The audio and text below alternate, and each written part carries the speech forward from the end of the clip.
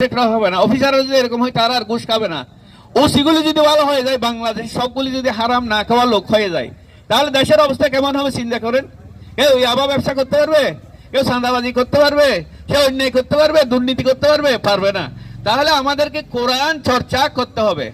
আমরা করি কি জানেন? জামাত ইসলামী বাংলাদেশের মূল কাজটা বলি। এখন আমাদের কাজ হচ্ছে যেখানে কোরআন নাই সেখানে কোরআন ঢুকাইয়ে দেওয়া। কলেজ বিশ্ববিদ্যালয়ে যারা ইংলিশ ভাষণে লেখাপড়া করছে, বাংলায় পড়ছে, মাদ্রাসায় পড়ছে, তাদের ভিতরে কোরআন ধরাইয়ে দেওয়া। তারা লেখাপড়ার পাশাপাশি একটু একটু কোরআন পড়বে, হাদিস পড়বে, ইসলামী সাহিত্য পড়বে। একটা সিস্টেম আমরা করে দিছি। আমাদের মধ্যে একটা রিপোর্ট বই আছে। এই রিপোর্ট ধরলে আপনি বাসা হয়ে যাবেন। বাসা হয়ে যাবেন মানে আমাকে প্রতিদিন কোরআন পড়তে হবে। কোরআন পড়তে না ফেললেও অনুবাদ পড়বেন।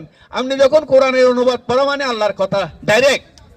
এটা না বুঝি বললেও তো একটা বর্ণের জন্য 10টা সওয়াব, বুঝি বললে অর্থ সহ 30টা সওয়াব। যদি আরবি পড়তে নাও পারেন, আপনি প্রত্যেকদিন 4-5 আয়াত কোরআন শরীফের অনুবাদ পড়েন, 2টা আল্লাহ নবীর হাদিসের অনুবাদ পড়েন, 5 ওয়াক্ত নামাজ পড়েন, আপনার ভিতরে চেঞ্জ আসে যাবে। আমাদের বাচ্চাগুলি ইংলিশ ভাষণে লেখাপড়া করেছে, মাদ্রাসার দূর কথা এমনও পড়াই নাই। ইংলিশ ভাষণে লেখাপড়া করেছি, এদের মধ্যে শিবিরের মধ্যে ঢুকে দিছি। 5-6 থেকে রিপোর্ট ধরাই দিছি। এখন আল্লাহর রহমতে জানি না ভবিষ্যতে কি হয়। এই ছেলেগুলির চরিত্র আমরা মাইন্ড করিয়েন না, মসজিদের ক্ষতি হয়েছে ও ভালো, আমরা নিজে দেখি করে তাহাজ্জুদ পড়ে এরা, নামাজ কাজা নাই বললেই হলে। আমার বড় ছেলেরা যেটা ওই যে আপনার ইসলামী বিশ্ববিদ্যালয়ের লেকচারার, ও সুয়েডের কম্পিউটার সায়েন্সের লেকচারার, এ তো বাবির সঙ্গে দেখা করে না। সুতরাং আমরা এই কোরআন চাইলে এরকম পারে, কোরআন চাইলে মানুষকে এরকম চেঞ্জ করে দিতে পারে। এটা হচ্ছে কোরআনের কারিশমা। জামাতের কাজ কি? আপনাকে রিপোর্ট ধরাই দিবে, রিপোর্ট ধরাই দিলে বলবো যে প্রত্যেকদিন কোরআন পড়েন, তাহলে আপনি কোরআনের পাশাপাশি চলে আসলেন। এই কারণেই আজকে দেখুন সাদিক কাইম তারা ফরহাদেরা এই যে ঢাকা বিশ্ববিদ্যালয়ে সেনা পাল্টাই দিছে, কোটি কোটি টাকা আনছে বাইরে থেকে, 1 টাকা ওরা মেরে খায় না এখান থেকে। এই ছেলেগুলি তো মাদ্রাসায় পড়ছে ঠিক আছে, কিন্তু এই কোরআনের ছাত্র শিবির করার কারণে, জামাতের ছাত্র সংগঠন যেটা আছে এটা করার কারণে তাদের চরিত্র এরকম হয়ে গেছে। ওই যে তাকুয়া ভিতরে চলে আসছে, আল্লাহকে ভয় করতেছে। এই জন্য আপনাদেরকে বলবো কোরআনের অনুবাদটা পড়বেন। কোরআনের অনুবাদটা একবার পড়ে ফেলা ফরজ। এটা হয়তো শুনেন নাই। কোরআন শরীফে বলছেন যে আউযু বিল্লাহি মিনাশ শাইতানির রাজিম বিসমিল্লাহির রহমানির রহিম ওমান আরাদা আন যিকরি ফাইন্না লাহু মাইশাতান দানকা ওয়া নাহশুরুহু ইয়াওমাল কিয়ামাতি আমা ক্বালা রাব্বি লিমা হাশারতানি আমা ওয়া কাদ কুনতু বাসীরা ক্বালা কাযালিকা আতাতকা আয়াতুনা ফানাসিতাহা ওয়া কাযালিকাল ইয়াওমা তুনসা। এটার ব্যাখ্যা দিয়ে আমি শেষ করার চেষ্টা করব। আল্লাহ বলছেন যে যারা আমার কোরআন পড়বে না, পড়া মানে বলছেন অনুবাদ পড়া এবং মানবে না। এর ব্যাখ্যা হচ্ছে যে পড়া এবং মানা। কোরআন পড়াও ফরজ, মানাও ফরজ। অনুবাদ যারা পড়েন না একবার পড়ে ফেলবেন, এখন থেকে শুরু করেন। এটা যদি না পড়ে তাদের জীবনকে আমি সংকীর্ণ করে দিব। প্রথম শাস্তি কি? কোরআন না পড়লে নিয়মিত বুঝে যদি না পড়ে না মানে, তাহলে জীবন সংকীর্ণ। সংকীর্ণ কিরকম? এখন বহুত নেতা বাইরে না, একজনের 26টা বাড়ি আছে, একজনের 300টার উপরে বাড়ি আছে, এই বেনজিরের 26টা বাড়ি আছে। কোথায় এরা বাড়িতে থাকতে পারতেছে? এরা যে আল্লাহর ভয় ছিল না, মানুষের হক মেরে খেয়েছে, এই জন্য তাদের জীবনকে আল্লাহ কি করে দিল? সংকীর্ণ করে দিল। যারা কোরআন মানবে না তারা টাকা পয়সা আছে, ছেলে মেয়ে আছে, কিন্তু শান্তিতে নাই। যারা অবৈধ ইনকাম করে, খবর নেন, ঠিক না? আল্লাহ জীবনটারে সংকীর্ণ করে দিয়েছে, তার জীবন থেকে সুখ শান্তি নিয়ে গেছে। হয়তো দেখবেন যে ঘুষকে এসে অনেক গাড়ি বাড়ি করছে, কিন্তু শান্তিতে নাই, বউ বাচ্চা নিয়ে অশান্তিতে একদিকে না একদিকে লেগে আছে।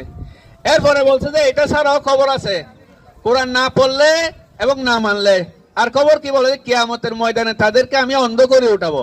তখন মানুষ বলবে যে ক্বালা রাব্বি লিমা হাশারতানি আমা ওয়া কাদ কুনতু বাসীরা ক্বালা কাযালিকা আতাতকা আয়াতুনা ফানাসিতাহা। সূরা তাহার 123-24 নম্বর আয়াত। আল্লাহ আমার তো দুনিয়াতে চোখ ছিল, আমি অন্ধ ছিলাম না, চক্ষুষ্মান ছিলাম, আজকে আমাকে আপনি অন্ধ করে কেন উঠালেন কিয়ামতের ময়দানে? আল্লাহ বলবেন যে ক্বালা কাযালিকা আতাতকা আয়াতুনা ফানাসিতাহা। বান্দা, তোর জন্য যে আমি কোরআন শরীফ পাঠাইছিলাম সেটা তুই উল্টাই দেখোস নাই। উল্টাই দেখার ব্যাখ্যা কি জানেন? তুই পড়োসও নাই, মানসও নাই, ঠিক আছে? মানে নাই, এমনি উপরে হজ করছে, দাঁড়িয়ে আছে, টুপি আছে, সব আছে, বোনের সম্পদটা দেয় নাই, ঘুষ খাওয়া বন্ধ করে নাই, হারাম খাওয়া বন্ধ করে নাই, জনগণের টাকা মেরে দিছে, রাস্তার টাকা মেরে দিছে, ফুফুকে দিচ্ছে না, বোনকে বলতেছে তুমি জমিনে পাবা, এখানে পাবা না, এখানে দাম বেশি। যে ঠকাইলেন আল্লাহর সঙ্গে পরে পাবেন না। আল্লাহর ভয় যদি আছে টাকা আপনি দিয়ে দিতে পারবেন, বা তোরগুলি তুই নিয়ে যা। বোনকে বলবেন, মেয়েকে বলবেন, ফুফুকে বলবেন তোরগুলি তুই না, আমি জাহান্নামে যাবো না। তাহলে আমাদের সর্বশেষ অনুরোধ হলো জামাত ইসলামী বাংলাদেশের এবং ছাত্র শিবিরে যারা ছাত্র তারা যদি রিপোর্ট ধরেন তাহলে আপনি নিয়মিত কোরআন পড়া হবে। এমনিতে পার্সোনালি হয় না, এটা আসলে শয়তান আপনাকে সরাই দিবে। কোরআন থেকে দূরে সরার কারণেই আজকে আমাদের এই অবস্থা। আমরা দাওয়াত দিচ্ছি মানুষকে, আমাদের ভাইদের কাছ থেকে রিপোর্ট বইটা নেবেন। একটা রিপোর্ট বই আছে, সেখানে আপনাকে প্রত্যেকদিন পড়ার কথা বলা হবে। এখানে কাউকে তিরস্কার করা হয় না। সেটা পড়লে আপনি প্রত্যেকদিন কোরআন পড়লে মানুষ এমনিতেই চেঞ্জ হয়ে যায়। আমি দেখেছি, প্র্যাকটিক্যালি দেখেছি। আমার এক মহিলা আমার ঘরে আসতো, আমার ওয়াইফের কাছে। আমার ওয়াইফ কোরআন শিখায়, হ্যাঁ, কোরআন কি জিনিস একটু বোঝার জন্য। জামাতের ক্রেডিট না, ক্রেডিট কোরআনের। আমার ঘরে আসতো, এই মেয়ের স্বামী একটা সরকারি চাকরি করে, মেয়েটা ঢাকায় মেয়ে, ডিগ্রি পাস, বহুত স্মার্ট।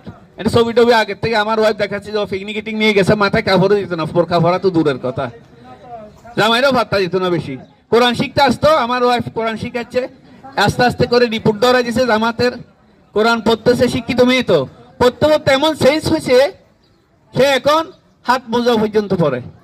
স্টোরিজ, অবাক করা কাণ্ড। এই কোরআন কি জিনিস দেখেন।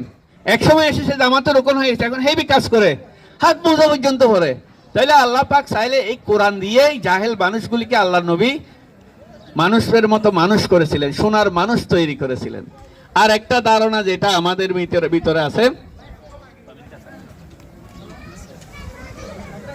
আচ্ছা আর সময় বেশি নাই, আর একটা ধারণা যেটা আছে এটা হচ্ছে ভুল ধারণা। এটা হচ্ছে যে আমরা মনে করি নামাজ পড়বো, রোজা রাখবো, হজ করবো, জাকাত দিব, ব্যবসা করবো, চাকরি করবো, ব্যস্ত চলে যাবো, এরকম একটা ধারণা আছে, আছে না? কিন্তু আপনার উপরে ফরজ করে দিছে আল্লাহর কোরআনকে আপনার শরীরের উপরে, আপনার পরিবারে, আপনার সমাজে, আপনার রাষ্ট্রে কায়েম করার জন্য চেষ্টা করা ফরজ। আনাকিমুস সালাত বলে নামাজ কায়েম করা যেমন ফরজ করে দিছে, আনাকিমুদ্দিন ইসলামী জীবন ব্যবস্থা কায়েম করা। বরং বলা হয়েছে যে এই কাজের জন্যই আমি আল্লাহর নবীকে পাঠাইছি। বলা হয়েছে হুয়াল্লাযী আরসালা রাসূলাহু বিল হুদা ওয়া দীনিল হক লিইয়ুযহিরাহু আলাদ দীনি কুল্লিহি ওয়ালাউ কারিহাল মুশরিকুন। সূরা সফের 9 নম্বর আয়াত। আল্লাহ বলছে যে তিনি তো সেই সত্তা, তোমাদের রব তো তিনি, যিনি তার নবীকে শুধুমাত্র এই কারণে পাঠাইছেন যে যাতে করে যত ধর্মকর্ম আছে, যত ধরনের জীবন ব্যবস্থা আছে, যত ধরনের মতবাদ আছে, সবকিছুকে ফেল করে দিয়ে, উৎখাত করে দিয়ে আল্লাহর দেয়া কোরআনকে আল্লাহর জমিনে কায়েম করে দেওয়ার জন্য। এবং এই কাজটা আল্লাহ নবীর উপর ফরজ। এটা না করে যদি ব্যস্ত যাওয়ার সুযোগ থাকতো নামাজ পড়ে, তাহলে আল্লাহ নবী বলতেন যে তোমাদেরকে আমি ইসলামী স্টেটও কায়েম করে দিছি, আল্লাহ পাঠাইছে। মদিনা মক্কা থেকে আমি মূর্তিও বাইর করে দিছি, মক্কা বিজয় হয়েছে। এবার আমি আল্লাহর নবী, আমাকে দিয়ে তো রাজনীতি মানাই না, আমি প্রেসিডেন্ট হব না, বলতে পারতেন না? আমি মদিনায় পড়ে থাকবো, মক্কায় পড়ে থাকবো।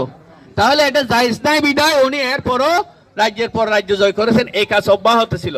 এই সুযোগ তো হযরত আবু বকর রাদিয়াল্লাহু তাআলা নিতে পারতেন, বলতেন যে আমার এগুলির দরকার না, আমি মদিনা শরীফ পড়ে থাকবো, প্রত্যেকবার হজ করবো, নামাজ পড়বো, রোজা রাখবো, ব্যস্ত চলে যাব। এই সুযোগ ছিল না বলেই অনেক সাহাবা কেরাম ওই যে কোরআন কায়েমের আন্দোলন অব্যাহত রেখে অনেককে শহীদ হতে হয়েছে। স্বয়ং আল্লাহ নবীকে মাথা ফেটে গেছেন, স্বয়ং আল্লাহ নবীর দাঁত পড়ে গেছেন।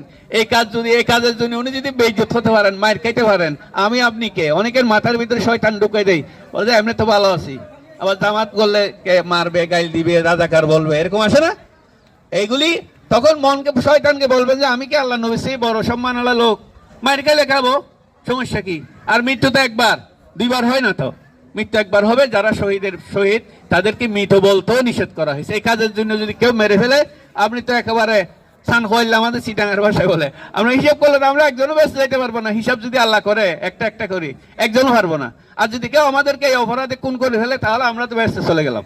আর বেশি কথা না বলে সবাইকে কোরআনের অনুবাদটা পড়েন, সবকিছু ক্লিয়ার হয়ে যাবে।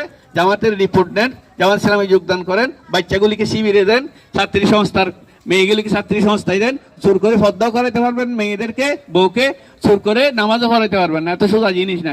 যখন কোরআন দ্বারা দিবেন, অটোমেটিক সে নামাজি হয়ে যাবে।